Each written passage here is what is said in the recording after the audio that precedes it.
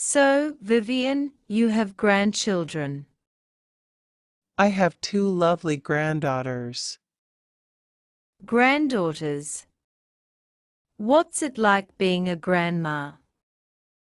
It is a second chance on life because of when you are raising children as a young person you get caught up in the daily world, but with grandchildren it's all fun.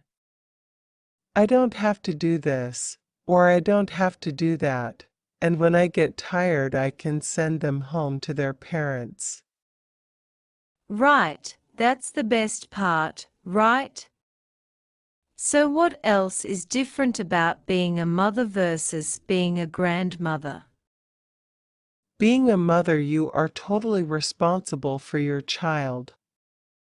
You are trying to raise them the best you know how to raise them, and you are young, and everything that you do you know that will be picked up by your child. But when you have grandchildren, that duty is up to their parents, so I don't feel that I have to really teach them anything.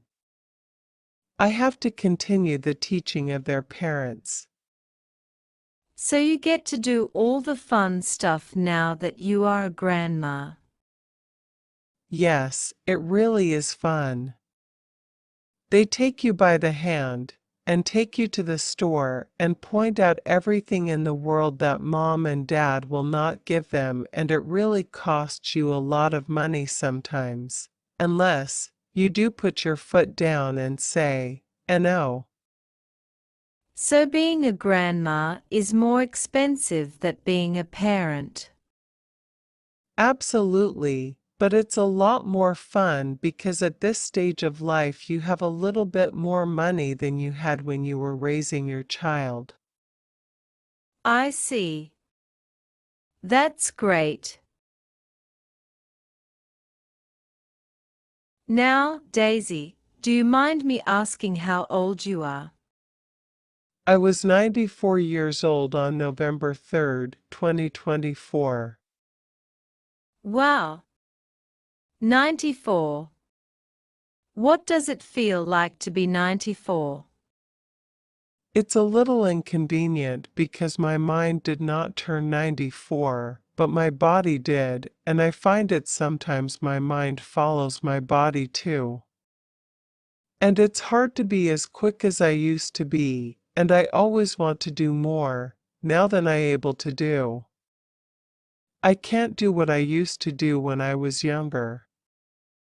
Oh, that's disappointing and probably a little frustrating. Very frustrating. Very frustrating.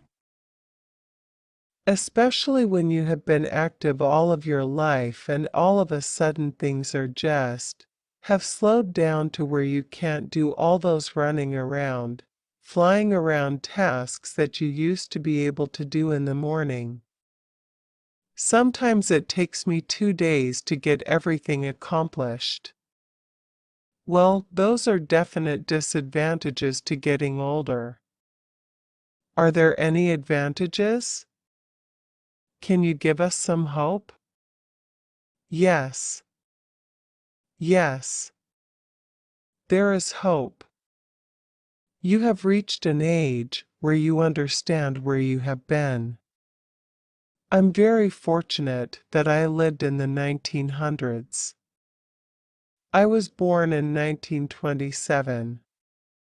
I saw the airplane invented. I saw the beginning of penicillin.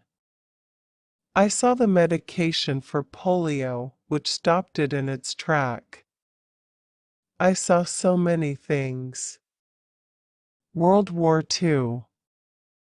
I was married in World War II, and my husband went overseas for 2 years during that time, and my first 2 years of marriage was by letters, so it's a good time. You look back on all those things, and you are glad to be part of it. You begin to understand the changes that are taking place just as they took place when you were young. But you don't come to that realization until you become old. You don't become wiser. You just become more knowledgeable. Well, that does not sound so bad.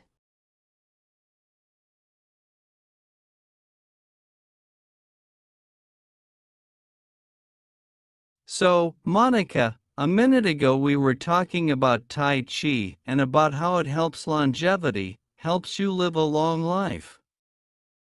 One time when I was in Bangkok, I met a guy and he was doing Tai Chi and he looked really young, but he said the secret to his old life, he said the secret to looking young, was Tai Chi and cold showers. He took a cold shower every morning.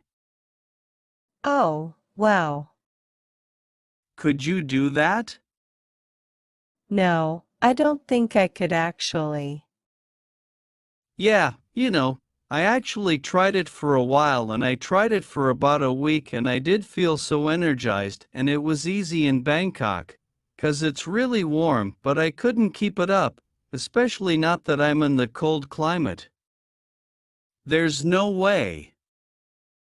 Yeah, I remember when I was young, my mother used to teach me to splash my face with cold water in the morning because she believed that helped wake you up. And I remember as a child not liking that at all because I found it too cold.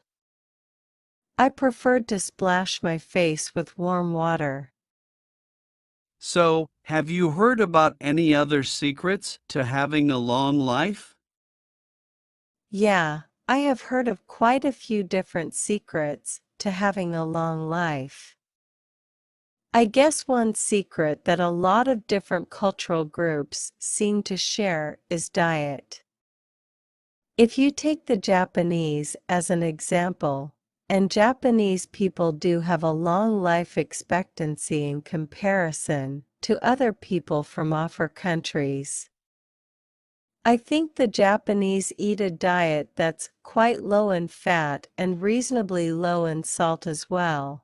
And I think their fluid intake is quite healthy because they drink a lot of green tea which has antioxidants in it. And they drink a lot of miso soup which has a lot of vegetables in it, and is made from fermented barley, so I think that's very healthy. I have also heard that people in the Mediterranean, they also often have a long lifespan in certain regions and maybe the combination of wine, just a little wine, not too much, but wine and olive oil, and then a lot of fish, seafood is also maybe beneficial to a long life. Yeah, that's true. I have heard French people, for example, live a long life, and that has often been said due to a glass of red wine a day. And I know people think differently about alcohol and its effect on the body these days. Right. Yeah, because alcohol used to be considered quite a bad thing and discouraged in all forms, but now people tend to think that a glass a day is actually quite beneficial to your health. I have also actually heard that people that laugh a lot tend to live longer. Yeah, I have heard that too, actually, because laughing releases natural endorphins, and I think that helps you physiologically, and also I think psychologically you are happier if laughing so.